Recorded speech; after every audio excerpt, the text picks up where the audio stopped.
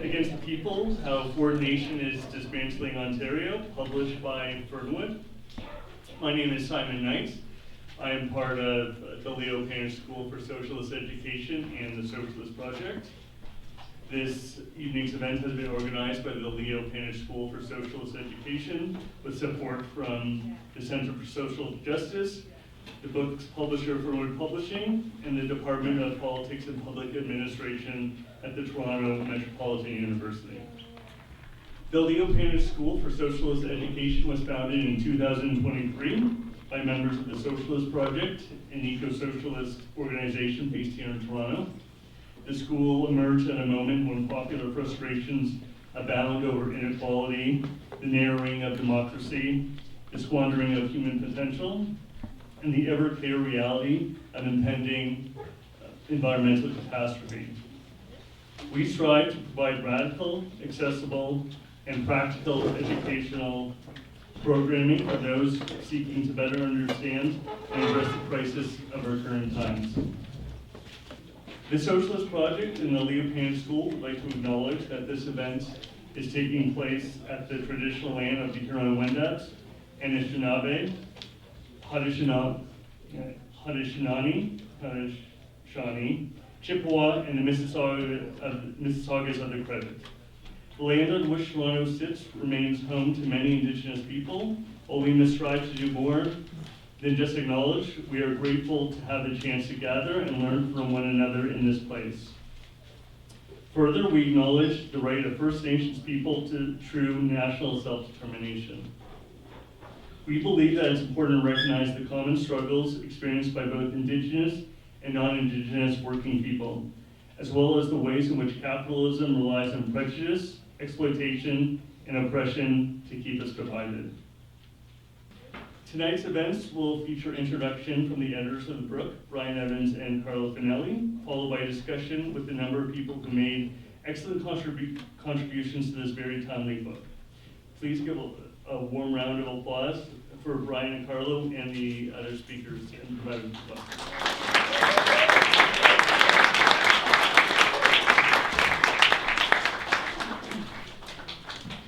Thank you very much, Simon, and thank all of you for coming out on a less than ideal mid-winter Toronto night. As my Yugoslavian grandmother would say, why I come to this country, I don't know. And I would reply to her in a way, but it's like not exactly clean, so I won't say what the punchline is when she told me where to go. So have to begin, obviously, with thanking, first and foremost, the Leo Panitch School for organizing and promoting the launch tonight. Without them, obviously, we would not be here.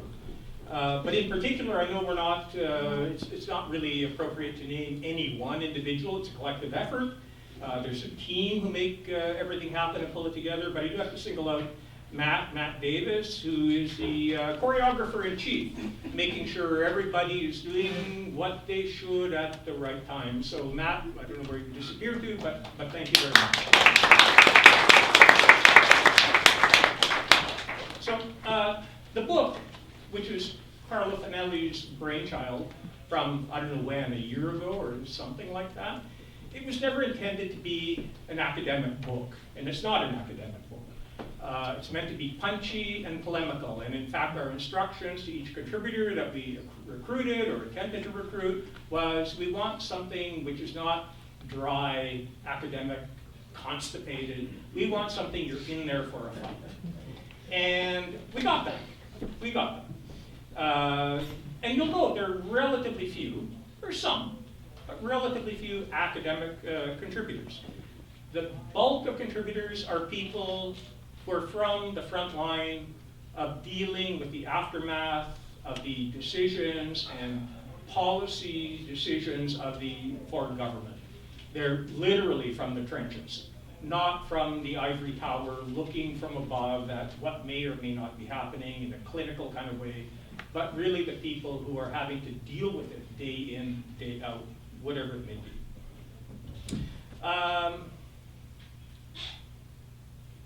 Every page in this book, like literally every page, profiles how the public wealth, the public goods, the public services of Ontario, which have been built up unevenly, for sure, over generations, are being redistributed to the few. It's about how our government is not getting it done for the people. The contributions in this volume, in their totality, amount to a story of the denouement of post-1945 Ontario. You know, we can all go back to the late 1970s when the period of public sector austerity in Ontario really began in earnest, and the ground began shifting, and public sector unions in particular came under attack. And then, you know, but the ascent of neoliberalism in Ontario has been uneven and halting until we hit 1995, and as many people here will remember, the common sense revolution. I worked in the Ontario Labour Ministry at that time, and my old friend Alan Ernst is here, who worked in the cabinet office, and one day I got a call from Alan. He said, you know, I'm watching a cavalry charge. And he was quite literally watching an OPP cavalry charge against members of the Ontario Coalition against poverty. John Clark, who was going to be here tonight, cannot be here tonight. He was at that event. And Alan, it was like something out of Dr. Zhivago, as he related to me. That was then, this is now. The foreign conservatives are distinct in their crude and open efforts to deploy public money and government authority to dismantle Ontario public assets and programs and redistribute the proceeds of that upward. This is something very unique. The common sense revolution began that. It was much more of a coherent, ideological, written out program compared to the ad hoc nature of the Ford conservatives. In fact, you know, in the opening chapter, Carlo and I liken the Ford government to the early 19th century family compact, where in those very early anti-democratic days, the governor, the lieutenant governor of Ontario, simply took whatever power they had and began handing out privileges and patronage to a select group of people, property, pensions. In fact, I knew a family who were given an allotment of land near Niagara. They'd been living off of that, the wealth of that, for how many generations. So it's a long way. We've come a long way from that post-1945 to 1985, drawing the line is not clear, period where the Ontario Progressive Conservatives were in the business of creating public assets and public programs. I grew up in Sudbury, Ontario. And, for a population of 150,000, we had three very well put together hospitals, eventually a university, a community college, the cancer treatment center, etc. But all of these interventions were a product, a function of what the Ontario government enabled. Again, uneven, not perfect, but it was a different zeitgeist, if you can call it that. And now here we are, where the morbid symptoms are everywhere. Ontario, a few key highlights to point out the contrast, the shift of how qualitatively we've gone from one point in history to another. Ontario today, as Venai will speak to momentarily, Ontario today, among all provinces, we rank 10 out of 10 in per capita public program spending. 10 out of 10, below PEI, arguably a have-not province. Rio, who will speak to food insecurity. Food insecurity is at epidemic proportions. In 1984, there were three food banks in all of Canada. Today, more than 1,700. Mitigating food insecurity has become a growth industry. Indeed, if there were profits to be made, the hedge fund managers would have swooped in and taken over all the food banks in Canada and turned them into profit centers. But of course, there's no money to be made there. But the dramatic growth is stunning within one generation, or two, however you count it. In contrast, Toronto is ranked 13th in the world for the number of high net worth individuals living here, over 100,000.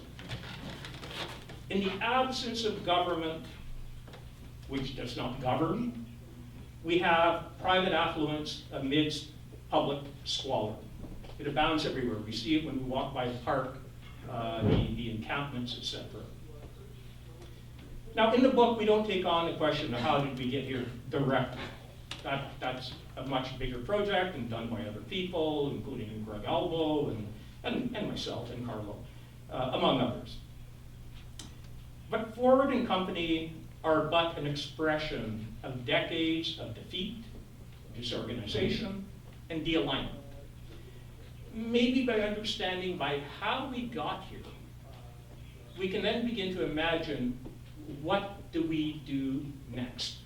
And that becomes the action program going forward. Because, obviously in a little over a week we have an election. This is an election with the energy of a tree sloth, which will likely result, it would appear, in another Ford majority. With a very, my cheap amateur projection is a very low turnout, 50%-ish. Complete disengagement. And there's an important question about why do half the electorate choose not to even bother? That's really important. My illiterate grandfather from Europe, he voted in every election. My uncle would have to go and look at the ballot and count down, okay, because he wanted to vote Social Democrat. Not quite sure what he meant by that. They assumed NDP. I actually think it was communist, but that's a whole other thing. But you have to count, okay, 1, 2, 3, and you tell them. But every election, this illiterate man who went to work at the age of 11 voted. He understood the importance of voting. And now we arrive at this point in time, which is disturbing. Anyway, with that high note, I'd like to turn it over to Carlo Fanelli.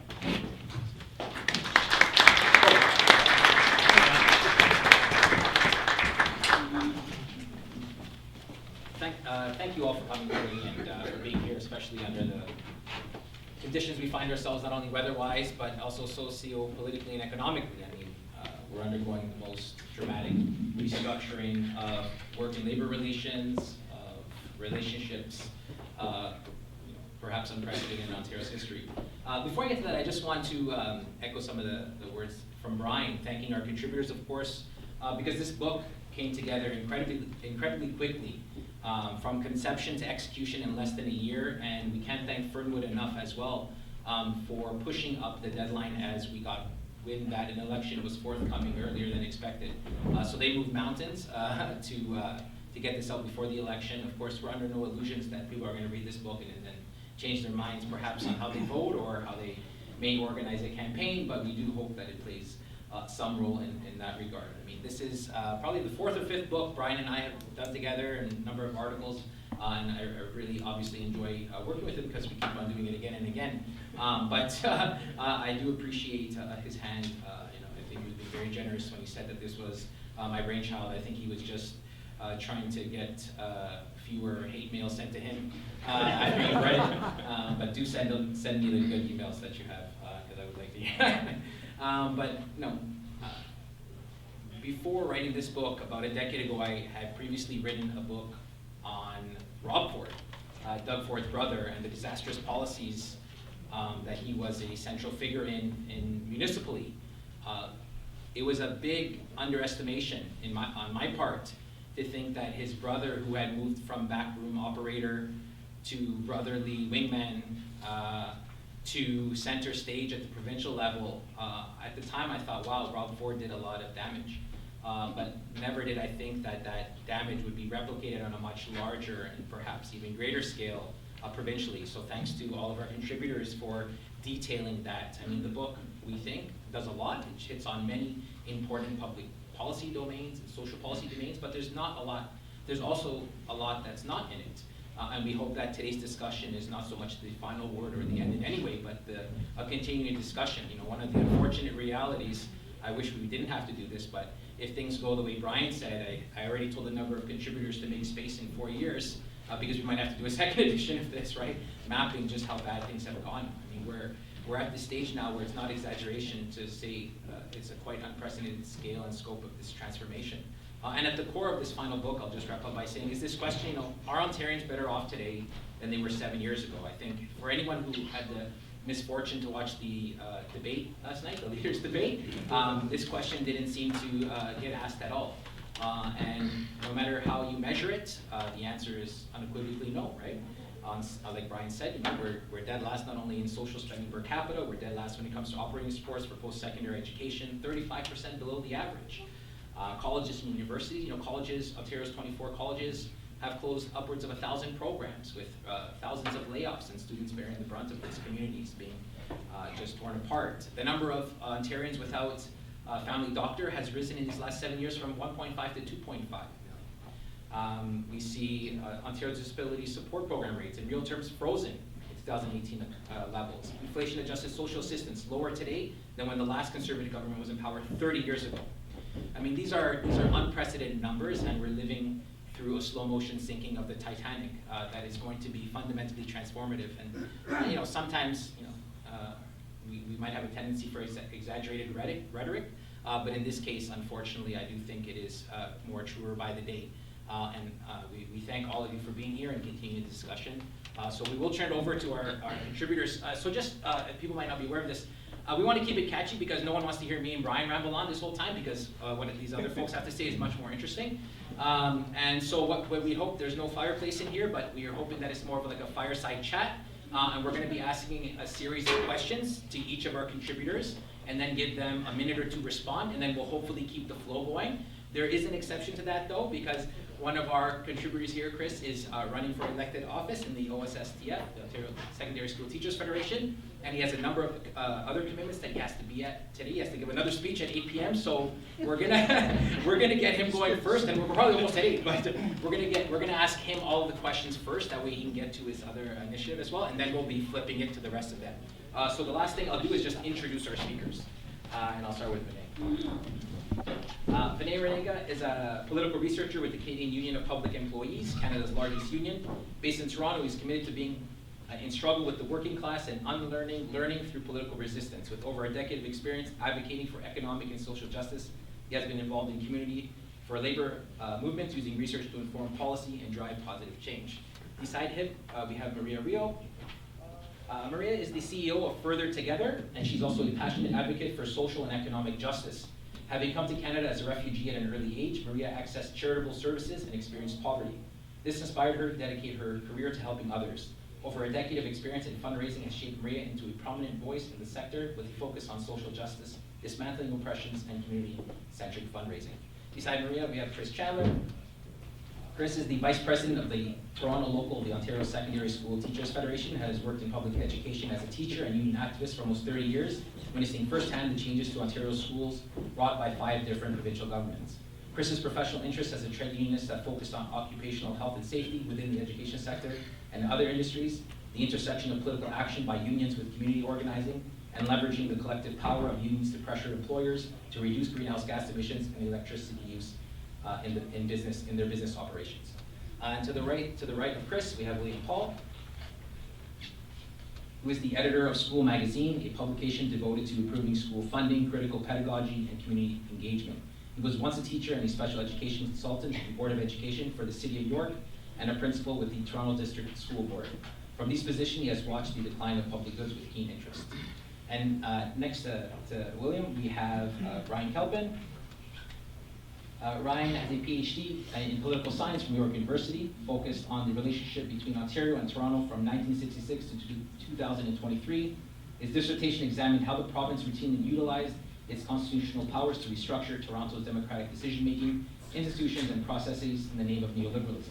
Ryan teaches at York University and Seneca Polytechnic, contributes to the Canadian Dimension and the Grind, and is published in the Canadian Journal of Urban Research, Alternate Routes, and the Journal of Australian Economy. So without that, I'll turn it over to Bryan to get questions started. Great, thank you, Carlo. Okay, so immediately going over to Chris Chandler. Chris, in your chapter, you warn that public education in Ontario is being set up for privatization. Can you unpack that? Thanks, Bryan. Yeah, I'd very much like to. I think that Doug Ford's privatization of the public school system in Ontario kind of exists in 2 fashions, at 2 levels.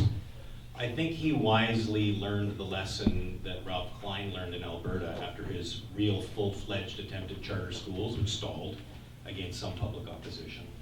I think he saw John Tory's failed promise of private school tax credits on the campaign trail in 2007, which pretty much lost him the election by most measures. And so what he's gone for is a kind of crass, Tammany Hall, Ford Fest approach to privatization. And so that's direct cash payments to parents under the pretense of crisis or them needing it. So the best example of that was during COVID, when on 4 separate occasions the provincial government offered rebates to parents, ostensibly for costs they might have incurred for tutoring or private mental health counseling for their kids, to the total of, depending on the estimate, because even the Ombudsman of Ontario wasn't sure how much was spent, somewhere between $1.5 billion and $2 billion. The Ombudsman himself has claimed that this was a bit of a fiasco financially because members of the same family for the same child would go into the web portal to find this money and discover that it had already been claimed by another member of the family. But it's kind of the Ford Fest approach. It's like, here's your free hot dog. But I don't think that we should mistake this for anything other than what it is. It is a dry run at voucher payments. It's building the appetite and expectation in the electorate and the society at large for cash rebates. Instead of depending upon robust programming and universal funding to schools to meet the needs of Ontario students, and families for that matter. The second thing I think that we could focus on here is Doug Ford is creating a culture, and you see this in his comments around teachers engaging with political content in classrooms. And he's building an appetite within the broader electorate for a critical attack on educators bringing up this kind of content in classrooms. The best example of this was when a number of teachers in Toronto took students on a field trip for the Grassy Narrows River Run. And this led to a backlash in certain quarters when there were some pro-Palestinian advocates at that same protest for good and obvious reasons, but we wouldn't go into that here, and that's not the point. In a media scrum unpacking this, Doug Ford went on at length about how teachers are politicizing the children. Using the springboard of the Grassy Narrows field trip, he made specific reference to the one example that he used was teachers are spending time in Ontario classrooms teaching kids that my government is privatizing healthcare. Which I don't think was coincidental or accidental. It was a really cynical move by the Premier to capitalize on a high traction, high circulation media story to put forward a messaging to the broader population about his intolerance for any critique within the school system, in curriculum, for anything that might support social democracy or universal single-payer systems like our healthcare system or our education system. And he actually wants to not only fund out the front door with voucher payments to parents, but he wants to clamp down any potential criticism within the system itself of that trajectory of this government. Thank you, thank you. And to follow up, kind of like a similar theme around the politicization, the increasing ideological role of curriculum in Ontario. In your chapter, you write about the focus on things like financial literacy to the exclusion of, we don't talk about worker rights, we don't teach about the labor movement, we don't teach about the larger, political economic projects that have created a fairly moderately decent society. You make several points regarding the curating of curriculum to not educate, but to shape expectations, to inform a political view that we are all individuals. Would you mind, again, unpacking this increasingly explicit ideological role in the objectives of education? I would, Brian, thanks. I think if you're a student of the history of education systems in a global context, you'll discover, and many writers have gone on about this, with more expertise and detail than I can, but it's a common project not just to defund and break up public systems, but to actually attack the curricular content and reframe it. And we should make no mistake, the Doug Ford government has been actually quite expert in a cynical way and in an insidious way on this front. And I would agree, yes, they are actually framing curricular reform to support what I would call a kind of culture of hyper-individualism at the expense of an understanding of collective projects, especially in economic terms. And so what I would focus on right off the top, I won't go into the extensive messaging the Ford government has put forward around STEM education. It was basically, I think, an instrumentalist sort of way. Or even their purported reforms around math education. I would focus on financial literacy. If only because the international testing data, and there is international testing data on this, the Program for International Student Assessments twice has measured Canadian and Ontarian student performance on financial literacy and found us to be above the OECD average for this kind of knowledge. There is no demonstrable need for this kind of education within our system. But meanwhile, Doug Ford has harped on this and also revised the grade 10 business curriculum to focus on entrepreneurial skills. And I think when we look at the total project of the Doug Ford government with respect to wage suppression with Bill 124, or the degradation of worker rights with the repeal of Bill 148, or his heel dragging on minimum wage, what's happening to student debt in Ontario, the pitch by this government was that increased financial literacy curriculum with a mandatory 70% pass on a test in a grade 10 math class. It's absurd. He's argued that this will build bigger paychecks for Ontarians. In my adult life, I don't think I've seen a single premier who was more oriented and aggressively working towards wage suppression and a lowering of the standard of living for the average Ontarian than this premier, but he sells this as a way to build bigger paychecks in Ontario, as if a young person in Ontario's prospects of owning property or starting a business or escaping from debt is because they don't know how to balance a checkbook or don't know how to pick the right investment products when they're at the Bank of Nova Scotia talking to a customer service rep. There is no focus on things like what is the history, let's say, of student tuition in various jurisdictions and political movements to lower it or freeze it. What is the history of collective bargaining on wages in any particular jurisdiction? What happens when the government aggressively intervenes in housing markets or with price controls to create affordability? Would that not be financial literacy?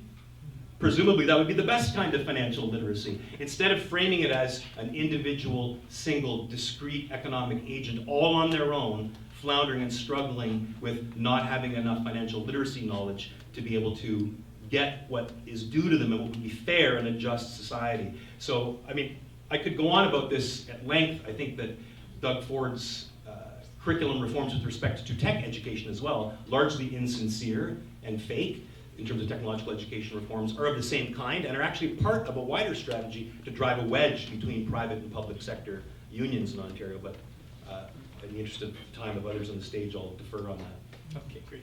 Thank you. So Ryan, your chapter is titled Strong Mayors, Weak Cities. Could you tell us a little bit about the thinking that went into your title? In what ways has municipal restructuring created stronger mayors and or weaker cities? So there's a kind of short-term Doug Ford kind of question in there and a longer-term political or ideological question there. And what we kind of mean by, obviously I wrote the chapter with Carlo. So when we're saying strong mayors, weak cities, we're kind of noting that not just in the Ford era, but over roughly the last 30 to 40 years, we've seen kind of a drive towards centralization of power in the mayor's office at the expense of the city council system at large across Ontario. Usually predicated on first kind of attacking Toronto City Council, whether it's through amalgamation, whether it's through the Better Local Government Act and cutting the amount of seats in council in the middle of an election, and then extending literal strong mayor powers. At that kind of point, there's been a pretty clear political project by Doug Ford to centralize power as much as possible in the mayor's office at the expense of actual local autonomy and local democracy, but at the same time, it also, to take a kind of step back, it mimics a lot of what was going on in the Harris era when it came to amalgamation, when it came to ideas about cutting Toronto City Council, who we saw as a personal thorn in his side and a political thorn in his side, which obviously Doug Ford does as well, not just politically, but the personal animus that he has towards Toronto City Council. But we also saw it under the Liberals when they passed various bills in the mid-2000s to create a more centralized power of the mayor's office, executive committee structures, appointment powers.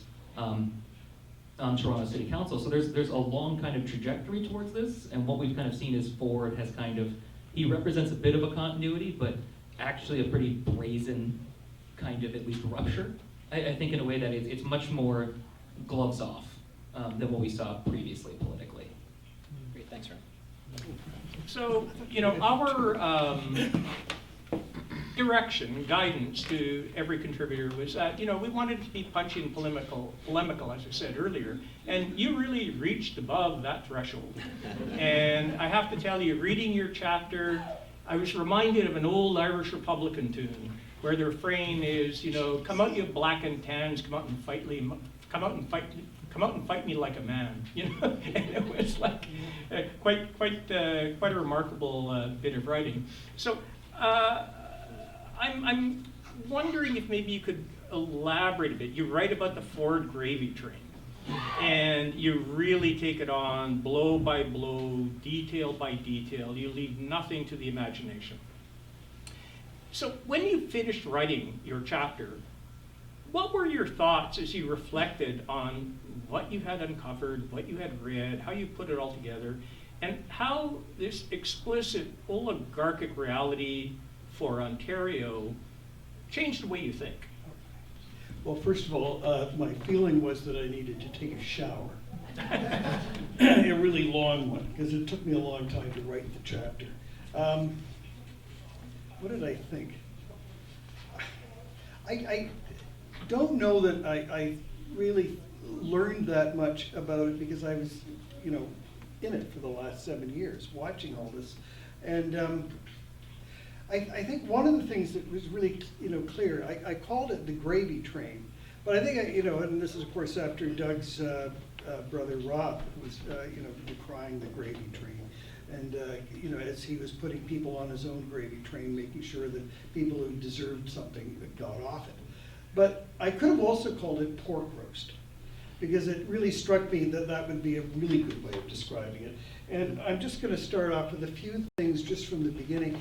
One of the things that my magazine, School Magazine, does, and of course I wouldn't begin to want to push it here and now, but one of the things that School Magazine does is it does a thing called Ford Watch, which is you know, a delineation of all the news articles and events that Doug Ford and his pals have been involved in pretty well every area of government since 2018. And it's a really, it actually takes up 3 different sections of the magazine. However, just to start back, just so we don't forget, you might remember a guy named Ron Taverner, who was touted as being the next chief of the OPP. He was one of Doug's Ford's first appointments, and Ron was going to get $270,000 a year for a post for which he was unqualified. That caused an uproar, and right off the bat, Ron Taverner quit. You might remember another name, Dean French. Now, Dean French has been around for ages, but Dean French got into a bit of trouble pretty early on when, after having been Ford's campaign manager, he started a bit of a pork barrel fest of his own and got involved with his own little bit of patronage, where he was giving salaries to friends and so forth, amounting to about $165,000 a year annually. The list goes on. Former failed Tory campaign, you know, people running for MPP would get patronage posts and so forth. Another name I'd like you to remember is Carmen Negro. Carmen Negro is the head of Craft Development Corporation, and he was named to be the head of the LCBO. Now, another thing that's worth remembering here is that a lot of these people, these names that you're going to hear, have been PC party either chairs, vice chairs, second vice chairs, third vice chairs, fourth vice chairs, ninth vice chairs, whatever, right? So you get the idea, right? There is a connection here. It does sort of help to be part of that. And you were saying family compact. Well, it is a family, isn't it? You know, it certainly is. I'm not sure that it's a 19th century kind of family, but definitely family. So he got an LCBO thing. Now, lest we get too serious here, of course, fairly around now 2023, Ford decided to bring back the King's Council because the members of his family hadn't been rewarded enough, you know? And so we needed to get more KCs out there because, of course, it was now King Charles. I guess perhaps he was honoring the Queen by, you know, bringing back the King or something like that.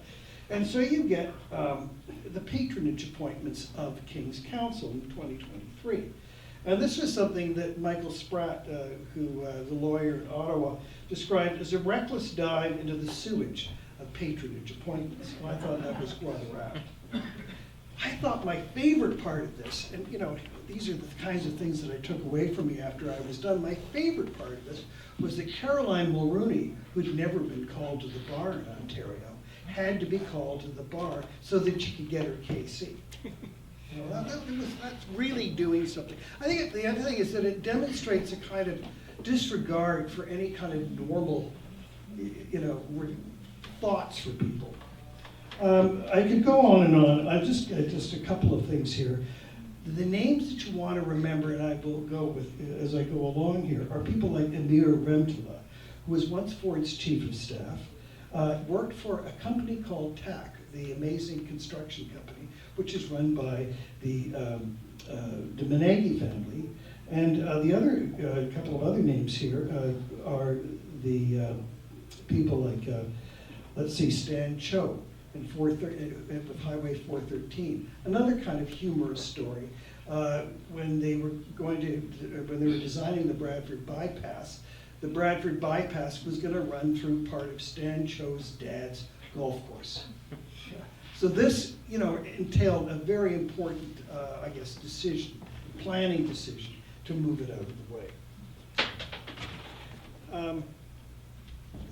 One more thing here, and I think this is important too. I just guess it's a taste of the chapter here. There's a lot of detail in it. But when it came time to be thinking about health, and you might recall COVID-19, and the devastating effects that had on everybody, but really devastating effects on people, these poor people living in long-term care homes, right? You must remember that. Okay. So you had, at that time, 3 private hospitals trying to gain a little bit of extra cash to build a little bit more, and there's one called ClearPoint, which you might remember it used to be called the Shouldice Clinic. Anyway, ClearPoint received a 278% increase in payments, and this enabled them to privatize things like cataract surgery, you know, which would be $508 in a public hospital versus $1,264 at ClearPoint. They could charge $4,000 for an arthroscopic surgery, knee surgery, that you get for $1,200 at a public hospital. Now, there's another name, you might remember this name. Her name is Christine Elliott. Right? This is COVID. And Christine Elliott was tired of being in the government. I think it had been a long time. She didn't get to be premier like she'd hoped. So she left the cabinet, and wouldn't you know, she went right over to Fasken Law to act as a lobbyist for ClearPoint. Now this, you might recall, was raised in the papers as being something of a contentious thing. But she said, well, no, you know, I never was actually involved in the discussions around ClearPoint. And, you know, so I really wasn't, you know, I didn't have any effectiveness at all. Yet she did seem to be an effective lobbyist for ClearPoint after she left. And you're not supposed to be doing that. That is against the rules. So I'll leave it at that. I could go on and on and on, and I have a feeling I would probably wear out my welcome pretty soon. Thanks, William. Thank you, William, thank you, and good luck, Chris. Carlo, it's pretty evident that you and I hang out with the wrong people, but over to you. Great, thank you. Maria, your chapter is titled, Why Are People in Ontario Hungry? And I have a question for you, which I'll follow up on, about how living wages have been transformed and working relationships. But I'm wondering if you could tell us a little bit, given your experience in the nonprofit sector, how things have gone from bad to worse in many ways here in Ontario over the last 7 years. Yeah, no, things have gotten a lot harder for a lot of people living in Toronto, living in Ontario. My experience with nonprofits varies widely, but I have a lot of experience specifically in nonprofits that give free food to people. For those groups, it has been kind of, I don't have the right term for it, but there's been a lot of changes that are happening. So one is you have donors who are less able to give because they're being hit by inflation. So your like smaller donors, they don't have that like dispensable income to actually be giving. Larger donors, any major donors who are usually going to give you like $10,000 to $20,000, for them, they're unable to give at that point because their capital gains tax is going to be diminished if they give now. Stock market's being hit. At the same time, nonprofits, they're trying to do good for their staff, they're trying to be there for their community, they're just not able to do all of those things with the amount of support that they get, but they're trying to pay their staff a living wage. And a lot of the time, if this work was done by the government instead of being outsourced to nonprofits, they could expect to get paid like RSP contributions or like a living wage, pensions, things that most nonprofit workers will never see. So you're not able to pay people a living wage. You have nonprofit workers who are potentially looking at working in multiple roles across different nonprofits. You have donors who are unable or unwilling to give. And then at the same time, the nonprofits, not only your employment costs are increasing, but also the cost of food. So you have more people turning to you because they're facing all the situations that we just discussed. And then you are even stretched more and more and more. So for many nonprofits, that has been a nightmare situation. It obviously doesn't sound very great. And now we have a situation where Second Harvest released a report last year saying that 36% of nonprofits are actually now have wait lines for people who want to have access to free food. So you have organizations that have been in their community for 40 years that can no longer operate there, leaving that community kind of without that support.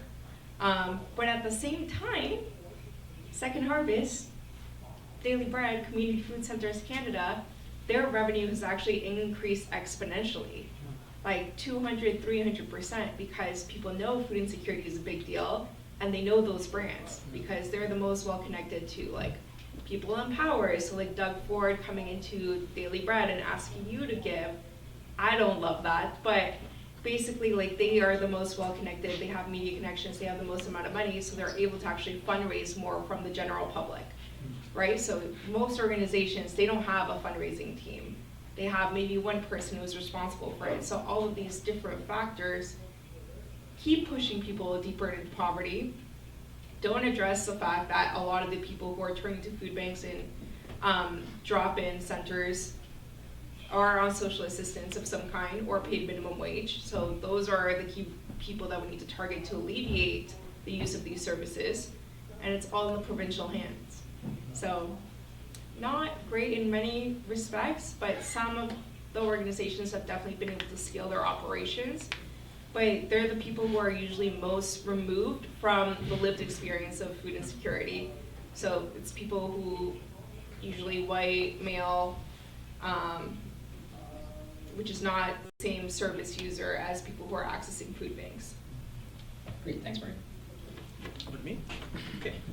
Venai, your chapter is the most data-laden of all of them in the book. And I'm wondering, like, there's no equivocation. You just lay out the numbers. Here's what it is. There's no argument. I wondered if maybe you could draw upon a few key takeaways from your chapter that maybe you could elaborate upon. Sure. Before I answer that question, I just wanted, because we were talking, I overheard, plugging information a moment ago. Obviously, we're a week out from an election, and things could happen, but who knows? We still are going to be organizing on an ongoing basis for the next election. One of the things that I am most happy with in just in terms of data and discoverment, and again, this is just a pure plug, qp.on.ca/cuts. Basically what I've done is I've taken the budget, factored in inflation, factored in population growth, and distributed what this austerity looks like across the province in 49 census areas. So it allows us to be able to take this austerity, organize within particular communities, because we don't really get to move the needle in Toronto. That's a very heavy lift. But in other communities, that is possible. And these numbers are updated every 6 months, so I just wanted to make that plug. In terms of just the highlights of the chapter, as was mentioned earlier, Doug Ford did mention something last October, that life is better in Ontario now than it was 6 years ago, and really just the data suggests otherwise. Poll after poll suggests that the three top things that people care about the most, cost of living and affordability, healthcare, and housing. So piece by piece, cost of living, groceries have gone up 24% since January 2021. As was mentioned earlier, food banks have seen an increase. We're talking about 1 in 16 people in Ontario visited a food bank last year. That's historic proportions. It's staggering. But what was the government's response? Well, we all, most of us got a $200 check in our mailbox. Sure, you got a $200 check, but what did that mean in terms of public services? Well, in this year alone, public services per Ontarian were cut $385. They stole it from the left hand, gave to the right, and they didn't give you the full amount that they stole. In terms of healthcare, the government puts out a forecast that goes until 2026. Again, factoring for inflation and population growth. If you look at peak spending in 2021, that'll be an annual cut of 10%. What will that mean in real terms? Well, 1 in 7 don't have a family doctor, and if you're not lucky to have a family doctor, an ailment hits, you might end up in the hospital. Hallway medicine has gone up 125% since Doug Ford took office in 2018. And if you don't manage to end up in the hospital, maybe that's because you're waiting on diagnostic scans or other services. 11,000 people died last year waiting for those types of services. And what about housing? Well, housing has gone up 23% since January 2021. Ford pledged to build 1.5 million new homes, but housing starts are at their lowest amount in 69 years. The unhoused population has gone up 25% in just the last 24 months, which is staggering. Doug Ford goes on and says we are providing historic spending. In nominal terms, yes, that's true. Spending is generally going up year after year, but of course that's not factoring for record inflation and population growth. And it's really important to factor those sorts of things in. When we look at overall program spending in 2026 compared to 2020, we're talking about almost a $1,400 per Ontarian cut, which is a lot of public services. Ontario, we bring in the least per capita in revenue, and we spend the least per capita in terms of public services compared to any other province in this country. And not just by a small amount, by a substantial amount. Sometimes it's when you think about Ontario and think about how large we are, well, our economy is, we're about 40% of Canada, give or take. Our economy recently passed $1 trillion. $1 trillion is so large, it's somewhat incomprehensible. So by comparison, our economy here in Ontario is larger than that of Switzerland or Belgium or Singapore. We are a very wealthy province. GDP per capita, which is not at all a good measure for many, many things, has increased fourfold in the last 100 years.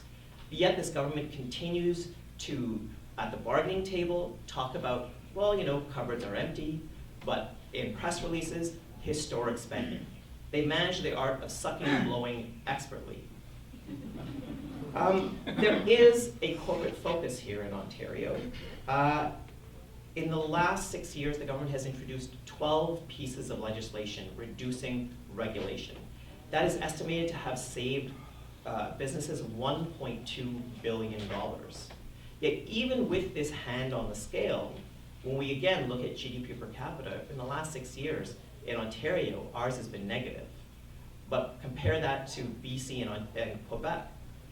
theirs has been actual positive growth, and they've increased taxes on the wealthy. They've provided public services in a, I'm not gonna say that they're the best, but far better than what we are doing. And what has that ultimately led to? Well, we have the worst income inequality in the country by a long shot, and we have for a long, long time now. Between 2019 and 2022, the richest 20% in Ontario saw their incomes increase 13%. The rest of everyone else, on average, was about 5%.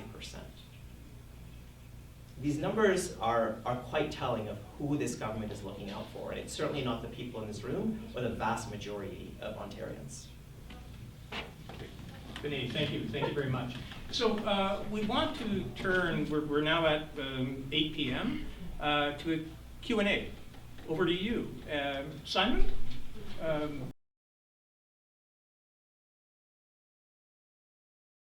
I would say there's an element of uniqueness to it, but I think even looking at uniqueness might not be the right way of approaching it. Might be thinking about like the volume or just like the sheer amount of the cuts. Like we're seeing, if we look across the provinces across Canada, we're going to see, largely a lot of austerity, a lot of neoliberalism, a lot of cuts to social services. But I think the main aspect of Doug Ford is the velocity in which he's done it in a matter of 6, now 7 years, and the level and volume to which he's done it, and then the willingness to not just let inflation slowly wipe away gains, but actively either make cuts, or in the case of during COVID, pocketing federal healthcare spending funds and not actually putting them into the system. I think there's a lot of tact in regards to, I guess, the amount or the volume or just the sheer levels of these policies that they can be comparable in other provinces, and perhaps more comparable in, maybe in Alberta or Saskatchewan. But I think there's a way of looking at it that's a kind of a volume-based, wide-scale attack across all sectors. That is symptomatic of that larger picture, but maybe more brazen, or kind of, I guess the word might be ferocious, or kind of, I keep saying staggering. Staggering might be a good way to describe it. I'll just answer briefly, but I'm not going to answer it. I'm going to deflect it, which is Mark Whitfield wrote an excellent chapter on this, actually, looking at environmental policy in the province, and what he argues is a flawed pathway towards nuclear power expansion. So he'd be the best person to answer this specific question, because it's a very kind of specialized questions around a very specific domain. So I'd encourage you to certainly check out that chapter, or even email Mark. He's at York University, so you can either email me or I'll get in touch. But yeah, he'd be the best person to ask about that question. But I think that Doug Ford needs a rather more robust opposition. He needs a better opposition. I don't know whether I get Trillium, and just in preparation for doing this thing tonight, I was going through, Trillium always publishes, like once a week, what everybody's doing, what the candidates are doing, what this MPP and so forth. So just for the last week, in the middle of an election campaign, PC,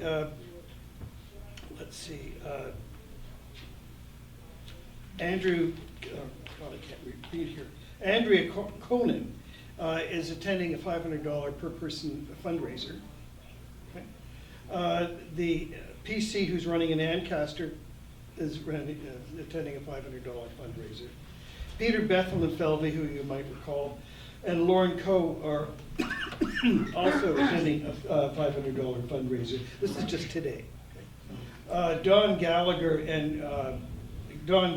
Murphy and Stephen Lecce are attending $750 fundraisers. Now you go back into and look at what the MPPs are doing, and a lot of the Tories are attending $500, $750, $1,200 fundraisers, and this has been the story all along. So I don't know. We certainly need a robust opposition to question them on those numbers that you're talking about.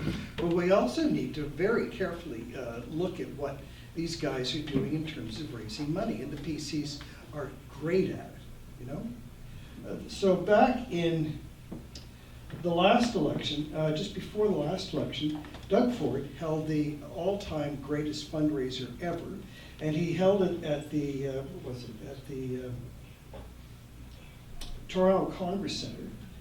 Raised $6 million in one night, charging everybody $1,500 for entry, so they could have a chat with them. Of course, nobody found out what they were talking about because not everybody had $1,500 to put down. So that's an important thing. The other thing that the Tories have done in their tenure here is because they rely so heavily on individual donations, and groups like the NDP, are more inclined to get looking for donations. They get small donations from individuals, but tend to get more from unions and things. PC's raised the individual donation amount from $1,650 to $3,300 annually. So they get more of that. And if you go through the amount that people donate in the website, in the government website, you'll see that there's a whole lot of people who are connected through development who are giving out money per year to different riding associations and so forth, to the tune of like $25,000, $30,000, $50,000. So it's that disparity of ability to raise money and ability to essentially run the government, to run the political process that's really important, I think. It doesn't quite answer your question, but I thought it was worth saying. Venai has a few comments, William, if you can just pass them on. I just want to mention one thing, just with regards to your question, because I had, like you, the misfortune of watching the leaders debate yesterday. And every time I would get upset and yell at the TV, my 2-year-old, who can't really speak yet, would be yelling at the TV, not quite sure what he was doing either, right? But I just want to say, in a way, Doug Ford is not lying, right? He often, but not always is, right? I mean, when he says he's spending $1 billion, he is, but what he's not telling you is what I think Venai's going to tell us in a minute, which is this is not adjusted for inflation or population growth. But also in a $1 trillion economy in a province like Ontario where our annual budget is $215 billion, when you say you sound $1 billion, for most people that's a lot of money, but we're talking about 0.5% of a budget or less. So in that regard, we're still falling short. But I do want to get to Venai, but one thing we haven't spoken about on this panel, and I don't want to give the impression that we don't talk about it, because I think all of the chapters do in different ways, is that we haven't spoken about resistance. And I do want to mention John Clark's chapter in particular, because I was reading it on the way over here again, and it really struck a chord. Two things, which is when he said that we shouldn't look back with rose-tinted glasses of the days of action of the early 90s, or we shouldn't necessarily lionize what those struggles did, but yet recognizing how important they were, because they didn't ask the fundamental questions that needed to be asked. They didn't follow them through to their conclusion, which he argues, and I hope I'm not paraphrasing him in an improper way, but which is, how do we build a movement across various sectors of the working class that can transcend problems that often appear as individualized grievances in collective ways? And I think that's what is at the core of this book, which is thinking about how do we build these movements in a structured, institutional way that can grasp the severity and the largesse of what we're up against, and not in these often alienated and isolated ways. So, I would just like to throw that out to John Clark's chapter in particular. Again, we all talk about it in different ways, but sorry, Venai, I've spoken too long. Over to you. No. To your point, these numbers that are presented are nominal. So the price of cauliflower has gone up since 2019. So I spend more on it, but I don't get more. And I have a new kid, and so that the $100 I spent at the grocery store gets divided by more people. So effectively, I'm getting less. But I do have new kids, so he's good. But I will say that in terms of the budget document itself, I mean, our budget compared to the other provinces is not made for comprehension. I love the people of Alberta. I don't care for the policies there, but their budget document is actually quite good.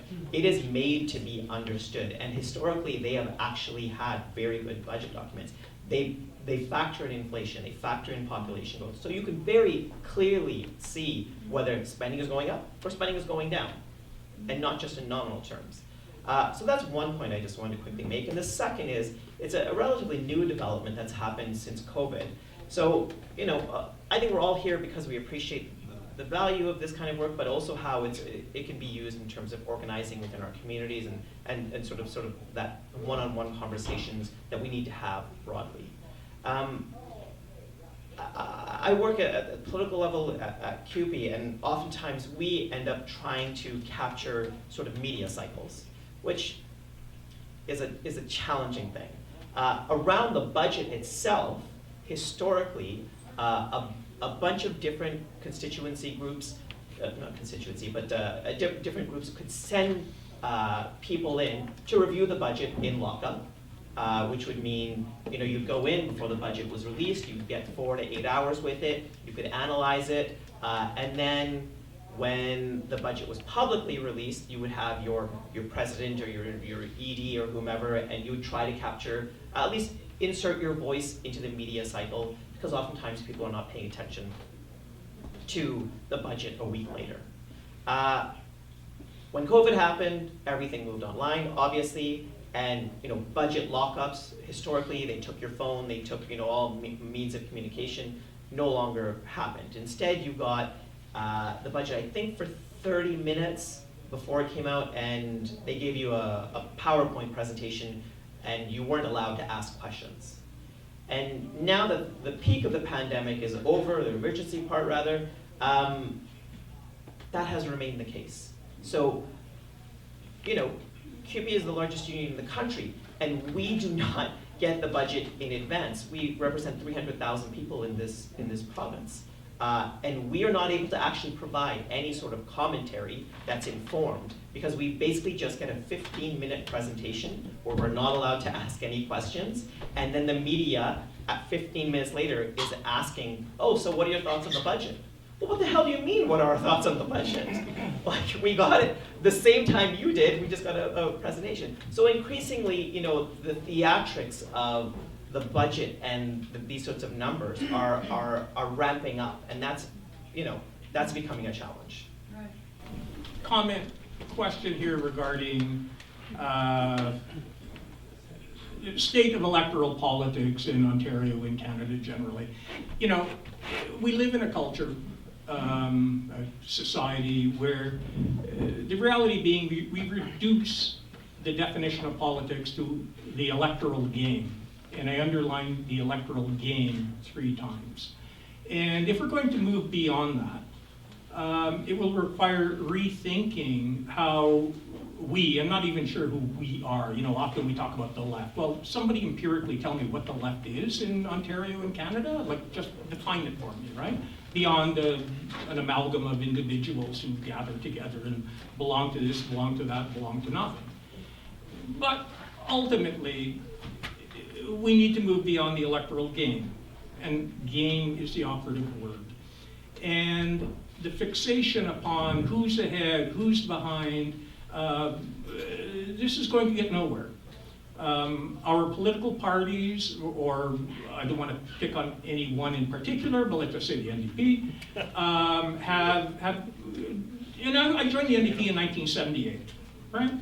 And I've been from that time in and out at different points in time. And it devolved, I watched it evolve from being essentially a social democratic party rooted in various working class communities here, there, and everywhere, into being a marketing agency. And that no longer works. And I don't want to crap on them, because they do what they can and they do what they do. But on the other hand, their game is the electoral game, and let's be honest, in Ontario, they don't do it very well, right? It's like, what's the definition of insanity? Let's keep on doing the same thing over and over again, hoping for a different result. So we have to begin thinking about the political practice in a different way. We have to begin thinking, and again, I'm being very vague, I don't know what we are, right? But about the work of class formation. What does it mean to be working class? How do you create that identity? All identities are created. I teach for a living. I'm at Ryerson, TMU. Most of my students they're overwhelmingly working class. They don't know they are until you begin unpacking what does it mean in terms of lived life, lived experience, your relationship to work, what income employment means in terms of your life chances, etc. And this is a critical part. And for me, I don't know where it will come from. I don't know if it will happen.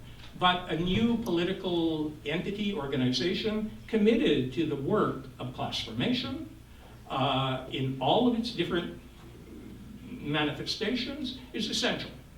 Not about, yeah, elections are not unimportant. Who we elect is important. Is it the be-all and end-all?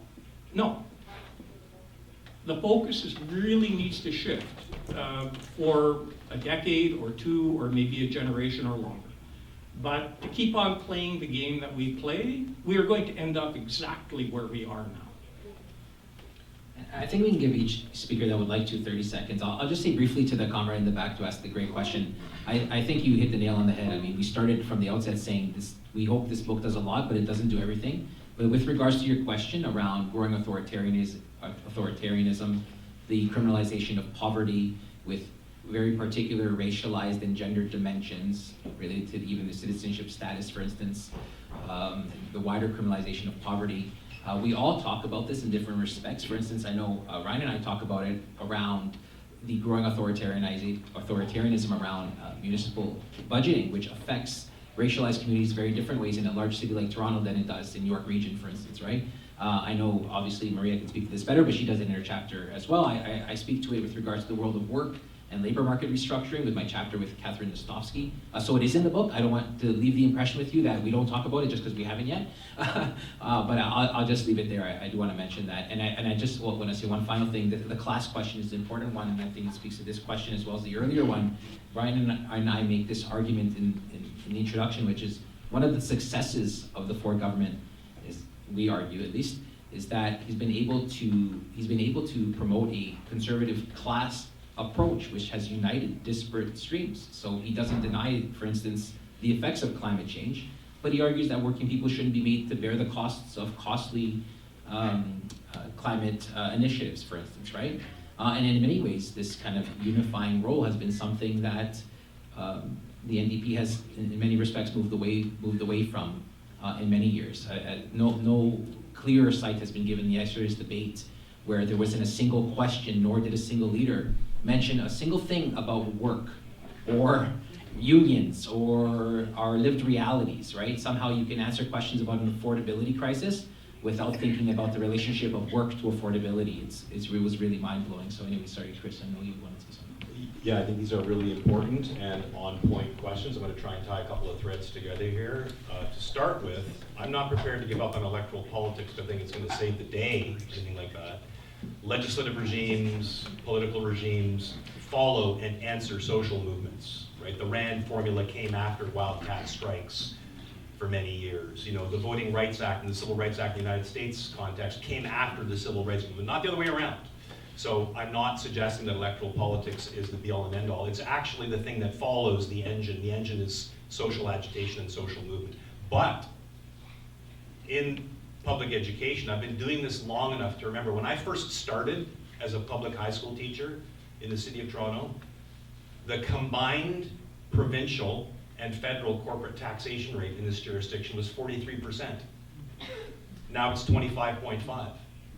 And everybody spends their time wringing their hands about the expenditure side of the ledger, and meanwhile taxation is passed down to, you know, regressive forms of point of sale purchases, goods and services taxes, and so on. And we've got politicians like Poilievre and Trump actually selling the tax cut mantra to precariously employed people. Tax cuts on tips, tax cuts on overtime. This dialogue has to be turned around, and it falls to us to do that. Taxation policy matters. Here in Ontario, the ONDP in 2018 ran on a policy plank that included increasing corporate taxation, the provincial chunk in Ontario. They had a number for that. In 2022, there was no number, just a promise. And last night, if you watched the debate, there were three parties, with one party staying quiet on the question, the three of them racing to describe who would cut taxes fastest first. So electoral politics still matters, but when we deal with elected politicians, we have to have specific demands around fiscal, economic, and taxation policy. And so if you want to talk about everybody creeping to the center, I think it's because we've lost the thread on the left of the degree to which electoral politics also has to reflect economic social democracy. That's a demand. Don't let the politicians off the hook on that. I would say to this gentleman's question around race, as a labor advocate, as a trade union person, some of the greatest social struggles that we have in our country and in the industrialized West right now are happening around certification of people in the service sector. We've inherited a model of certification in industrial and trades workplaces with a high degree of union concentration and density in the public sector, but what about working at Starbucks? What about working at Amazon? What about working at Tim Hortons, and so on and so forth? And those struggles are very definitely the struggles of racialized peoples, new Canadians, right? People who are dealing with economic precarity, who are facing those paradigms of criminalization of their own precarity, but those victories will deliver the same kinds of gains we saw for working class peoples in previous historical eras when the model was focused on the shop floor in industrial and trade sectors and in the public sector. So I think those things can be pulled together. I could go on about some of the work that I see in the education sector around race in material terms, but I feel I gotta pass on the mic here, and I don't want to take up too much time. Renee and Maria? Okay, I want to talk about the criminalization of poverty. The only space people want to talk about that. Okay, great. Okay, so yes, the state can control any kind of movement, like nonprofit or any kind of revolution or resistance through taxation and through policing. I'm going to recommend The Slavery of Our Times to you, Leo Tolstoy, very good. And then policing. So in 2021, CCLA, the Canadian Civil Liberties Association, released this report on policing, saying that the estimated cost of policing Toronto's homeless population with little to no improvement in safety is $100 million. But if you were to adopt a community outreach model, it would be $17 million. So we definitely see the increase in policing, even though we have stats knowing that it's not actually keeping anyone safer. And I'm for sure thinking it has to do with the ability of the state to impose its will on people, especially since we see, there's another really good stat here.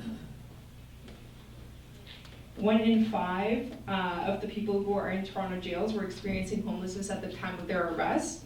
And also there's 16,000 tickets issued to people experiencing homelessness by police in 1 year. Anecdotally, in my work in nonprofit, I've also seen that people experiencing homelessness tend to try to become more aggressive or dangerous because now shoplifting won't get you thrown in jail, so you're forced to stay outside in the cold. Right, so being more violent will actually get you arrested, so you have somewhere warm to spend time in over the winter months. So it's kind of a pretty complicated issue when it comes to policing. That's not what my chapter is about, but I just love talking about poverty. But yeah, obviously the really close link between Black households and food insecurity or low wage work cannot be understated, and that I do dive into in the chapter. Yeah, a lot of different threads, appreciating that time is ticking. A few things. One, the province for the last 2 years, is it on, right? Yep. Yeah, the province for the last 2+ years has been conducting a tax system review. How many here knew that? Well, yeah, you may have read the chapter. It just concluded, the last fall economic statement came out October, November. Grand total in every fall economic statement and budget, they added about, they talked about it for 3, maybe 5 lines. Cursory, we're doing this, we're talking to experts, don't you worry, we're gonna make it great. And otherwise, no public consultations, nothing. Just behind closed doors for the last 2+ years. The only thing that saved our ass was the affordability crisis, and they realized the politics of changing the tax system even further in an aggressive direction was gonna hurt them politically. But that doesn't mean it's not coming up. Ford is likely gonna win, sure, but taxes still need to be a part of that conversation. And when it happens, it's done very secretively. That's one. Two, someone over there mentioned organizing for power. Props to Jane McAlevey and the Rosa Luxemburg Institute. Well, I will say, I don't think any change can happen without the labor movement. We are the countervailing force, the largest countervailing force. And what is positive right now is that since 2019, 1 in 2 unionized workers have been on strike. That is staggering. That is unprecedented in recent times. Favorability for unions is at record highs. And third, for the 12 of the last 15 years, there has been some sort of legislation holding back unionized public sector wages. That is currently not the case because Bill 124 was found unconstitutional. These 3 things give us a lot of movement forward in terms of regaining decades of lost wage stagnation and also building up an organizing force to push back against these sorts of attacks against the working class more broadly. In terms of the point about race, I think a lot has been covered, but I will say in the last 4 years, hate crimes per capita have doubled in just the last 4 years. We have the highest hate crime rate per capita of any other province. And of course, I'll put just a caveat here that hate crimes isn't a static definition. It moves over time. Importantly, we know in Toronto that a black person has a 20 times more likelihood of being shot by the police than anyone else. That would be captured in hate crimes.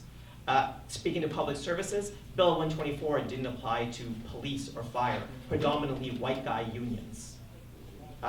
So they're happy to go after women who are overly, disproportionately represented in unionized workers in public sector jobs, but yeah, we'll give a pass to police and fire and so forth.